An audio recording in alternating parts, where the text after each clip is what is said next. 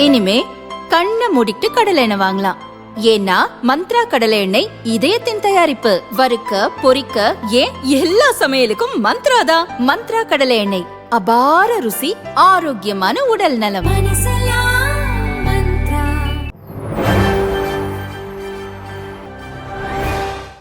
துவக்கப்பள்ளி மீது விழுந்தது ஏவுகணை. ஈரானில் 51 குழந்தைகள் பலியான சோகம்.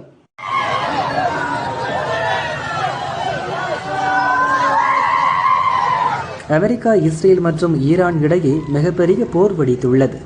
இஸ்ரேலும் அமெரிக்காவும் சேர்ந்து ஈரானில் 30க்கும் மேற்பட்ட இடங்களில் தங்களின் போர் விமானங்கள் மூலமாக குண்டுகளை வீசி தாக்குதல் நடத்தியது. முக்கியமாக டெஹ்ரானில் ஈரானின் உச்ச தலைவர் அலி கமேனியின் மாளிகை, அதிபர் மசூத் பெசஸ்கியாவின் அலுவலகங்கள், இராணுவ தலைமையகம், அணுசக்தி மற்றும் பாதுகாப்புத்துறை அலுவலகங்களும் குறிவைக்கப்பட்டு 30 குண்டுகள் வீசப்பட்டன. ஈரான் உச்ச தலைவர் கமேனியின் மாளிகை தரைமட்டமானது.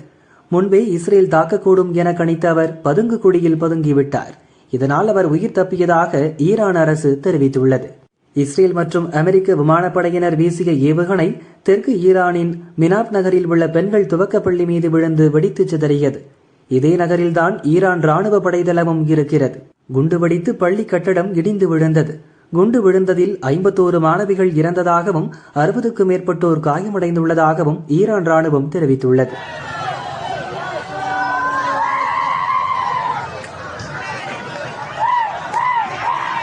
தாக்குதலுக்கு பதிலடி கொடுக்கும் வகையில் குவைத், கத்தார், பஹ்ரைன், எமிரேட்ஸ் உள்ளிட்ட வளைகுடா நாடுகளில் உள்ள அமெரிக்க படைத்தளங்கள் மீது ஈரான் குண்டு வீசி வருகிறது. இதனால் மத்திய கிழக்கில் பெரும் பதற்றம் நிலவுகிறது. ஈரானை புலந்தது இப்படித்தான்.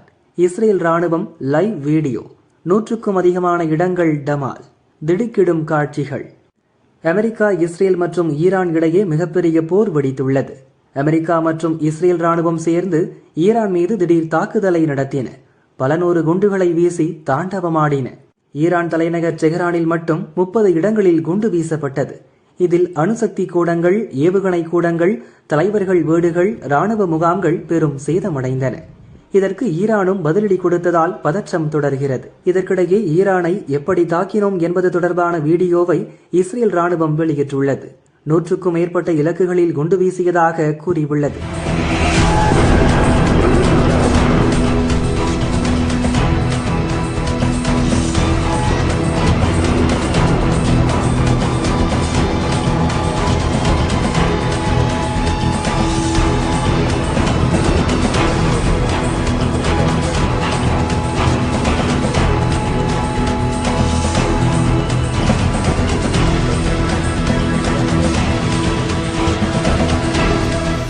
ஆயுதங்களை போட்டுவிட்டு சரணடையாவிடில் மரணம், ஈரான் ராணுவத்தை எச்சரித்த ட்ரம்ப்.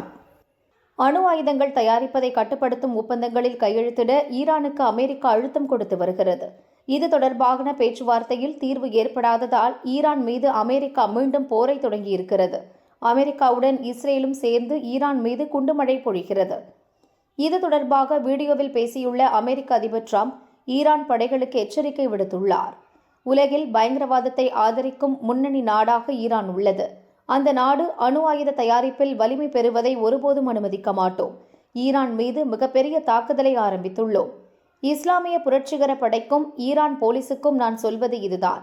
இரவுக்குள் ஆயுதங்களை கீழே போட்டுவிட்டு சரணடைந்தால் மரியாதையாக நடத்தப்படுவீர்கள், இல்லை என்றால் மரணம் நிச்சயம். ஈரானின் பெருமை மிக்க மக்களுக்கு நான் கூறுவது என்னவென்றால், உங்கள் சுதந்திரத்திற்கான நேரம் நெருங்கிவிட்டது. பாதுகாப்பாக இருங்கள், வீட்டை விட்டு வெளியே வராதீர்கள். இது மிகவும் ஆபத்தானது. நாட்டின் எல்லா இடங்களிலும் குண்டுகள் விழுந்து கொண்டே இருக்கும். எல்லாம் முடிந்த பின் உங்கள் அரசாங்கத்தை எடுத்துக் கொள்ளுங்கள். இதுதான் உங்கள் தலைமுறைக்கு இருக்கும் ஒரே வாய்ப்பு. பல ஆண்டுகளாக நீங்கள் அமெரிக்காவின் உதவியை நாடினீர்கள். எந்த அதிபரும் உதவ முன்வரவில்லை. இன்று நான் செய்ய விரும்புவதை எந்த அமெரிக்க அதிபரும் செய்ய விரும்பவில்லை. இப்போது உங்களுக்கு தேவையானதை வழங்கும் அதிபர் இருக்கிறார். அமெரிக்கா உங்கள் பின்னால் இருக்கிறது என்று அதிபர் ட்ரம்ப் கூறியுள்ளார். இஸ்ரேல் ஈரான் போர் உச்சக்கட்டம். விமான சேவை முற்றிலும் நிறுத்தம். ஏர் இந்தியா, இண்டிகோ அறிவிப்பு. ஈரான் நாட்டின் மீது அமெரிக்கா மற்றும் இஸ்ரேல் படைகள் சமீபத்தில் தாக்குதல் நடத்தியதை தொடர்ந்து அவர்களுக்கு பதிலடி தரும் வகையில் இஸ்ரேல் மீது ஈரான் குண்டுமழை பொழிந்து வருகிறது. பதிலுக்கு இஸ்ரேலும் தாக்குதலுக்கு தயாராகி வருவதால் மத்திய கிழக்கில் நிலைமை மோசமடைந்துள்ளது. இதன் காரணமாக Israel, Iran, Iraq, Saudi Arabia உள்ளிட்ட பல்வேறு நாடுகளின் வான்வெளி மூடப்பட்டுள்ளது. போர் பதற்றம் காரணமாக மத்திய கிழக்கு நாடுகளுக்கான விமான சேவையை ஏர் இந்தியா மற்றும் இண்டிகோ நிறுவனங்கள் தற்காலிகமாக முற்றிலும் நிறுத்தியிருப்பதாக அறிவித்துள்ளன. விமானிகள் மற்றும் விமான பயணிகள் நலன் கருதி இந்த நடவடிக்கை எடுக்கப்பட்டுள்ளது. நிலைமையை கூர்ந்து கவனிக்கிறோம். நிலைமை சீரான பிறகே மீண்டும் சேவை துவங்கும் என்றும் இரு நிறுவனங்களும் அறிவித்துள்ளன.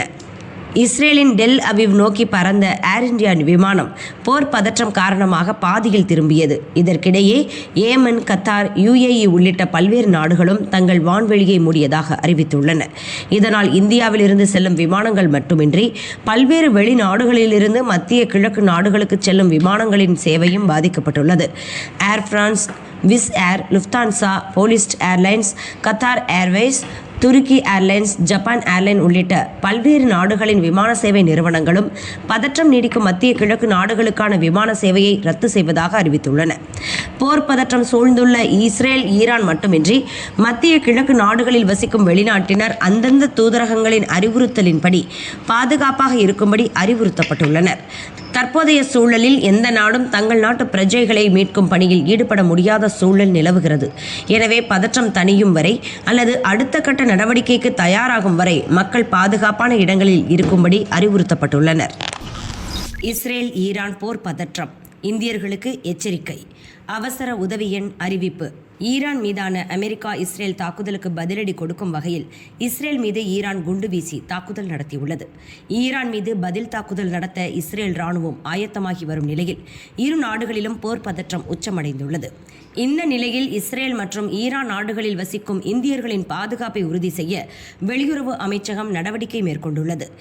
ஏற்கனவே ஈரானில் பணியாற்றும் இந்தியர்கள், கல்வி பயிலும் மாணவர்களை உடனே தாயகம் திரும்பும்படி கடந்த வாரமே மத்திய அரசு அறிவுறுத்தியிருந்தது. பெரும்பாலானோர் நாடு திரும்பிய நிலையில் தற்போது அங்கு போர் பதற்றம் சூழ்ந்துள்ளதால் எஞ்சியிருக்கும் இந்தியர்கள் தேவையின்றி வெளியே வர வேண்டாம் என தூதரக அதிகாரிகள் எச்சரித்துள்ளனர். இஸ்ரேல் நாட்டின் டெல் அவிவ் நகரில் உள்ள இந்திய தூதரக உதவி எண்கள் வெளியிடப்பட்டுள்ளன.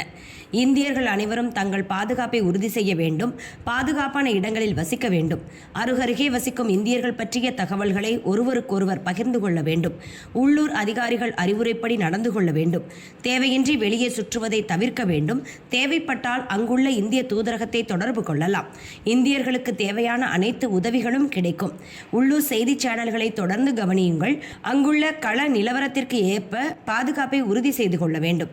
இஸ்ரேல் நிலவரம் குறித்து இந்திய தூதரகம் தொடர்ந்து கண்காணித்து வருகிறது.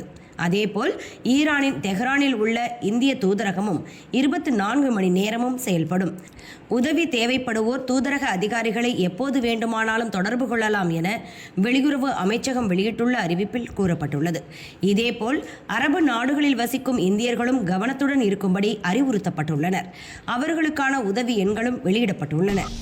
20 IPS அதிகாரிகள் இடமாற்றம். தமிழக அரசு உத்தரவு.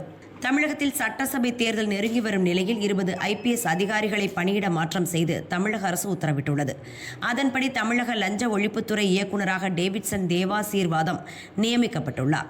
தமிழக ஆயுதப்படை போலீஸ் பிரிவின் இயக்குநராக செயல்பட்டு வரும் அவர் இந்த பொறுப்பை கூடுதலாக கவனிப்பார்.